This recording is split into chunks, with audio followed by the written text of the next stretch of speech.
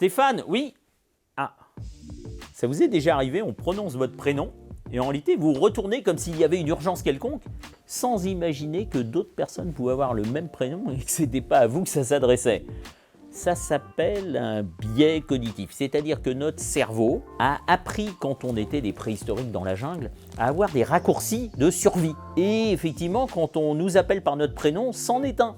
On pense que forcément, il y a une urgence à répondre, une urgence à être là, une urgence à agir pour se sauver d'une situation qu'on n'imagine pas encore.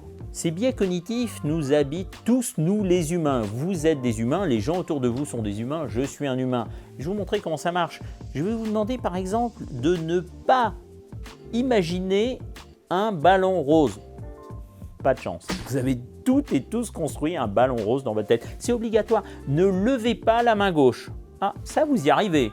Mais ne comptez pas 3 plus 2, trop tard. Vous avez 5 dans votre tête. C'est ça les biais cognitifs. On fabrique tous des biais cognitifs pour notre survie quand on est des hommes préhistoriques. Il se trouve que nos ancêtres étaient des hommes préhistoriques et qu'ils nous ont transmis ça. Darwin nous l'explique très bien. Tous ceux d'ailleurs qui attendaient de réfléchir pourquoi il y avait un bruit dans les feuillages se sont fait manger par les bestioles. Donc ne se sont pas reproduits et nous sommes issus des gens qui ont réussi à survivre. Donc on est comme ça, on a 184 biais cognitifs qui ont été recensés. L'idée des biais cognitifs, c'est pas de savoir s'il faut les enlever ou pas, parce qu'on ne peut pas. Par contre, il y a deux choses. Premièrement, est-ce qu'ils nous sont utiles dans ce monde civilisé? Et quelques biais cognitifs nous servent. Et deuxièmement, on a la possibilité, grâce à notre cerveau plastique, de changer ces raccourcis. On appelle ça des biais dynamiques.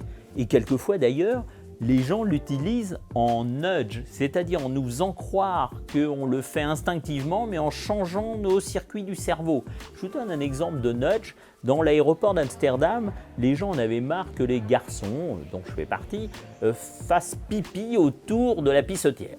Donc ils ont commencé par dire « s'il vous plaît, respectez le personnel et faites pipi au milieu ». Évidemment, ça n'a rien changé. Après, ils ont dit « attention, si vous ne le faites pas, il y aura une amende ». Mais par contre, vous imaginez bien qu'on ne peut pas mettre une caméra quand les gens font pipi, c'est interdit, et heureusement. Donc ça continuait. Et puis, il y a un gars qui a dit « mais attends, il s'agit d'humains. Les garçons sont des humains, même ceux qui font pipi sont des humains. Comment marche l'humain? Ben, on va le faire jouer. L'humain, c'est un biais cognitif, on adore les choses qui nous font jouer. La gamification du monde.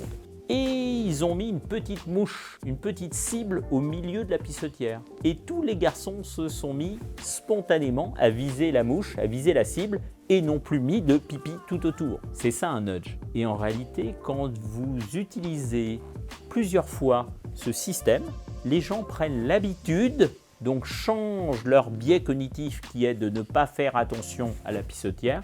Ils mettent un biais dynamique et ils font pipi après systématiquement au milieu de la pissotière. Ça marche comme ça les biais dynamiques. Vous pouvez changer ce que l'on appelle des mauvaises habitudes. Vous savez, c'est ces résolutions du début de l'année, résolutions de la rentrée où on dit « là, je vais changer ». Eh bien, Einstein disait la force la plus difficile à bouger dans l'univers, c'est la force de l'habitude. Vous pouvez le faire. N'hésitez pas à prendre conscience de vos biais cognitifs en allant chercher le codex des biais cognitifs qui est gratuit sur Internet et regardez s'ils vous servent ou pas. Et quelquefois, quand vous voulez changer vos habitudes, utilisez les nudges. Si vous avez des questions, n'hésitez pas à le mettre dans la barre de commentaires.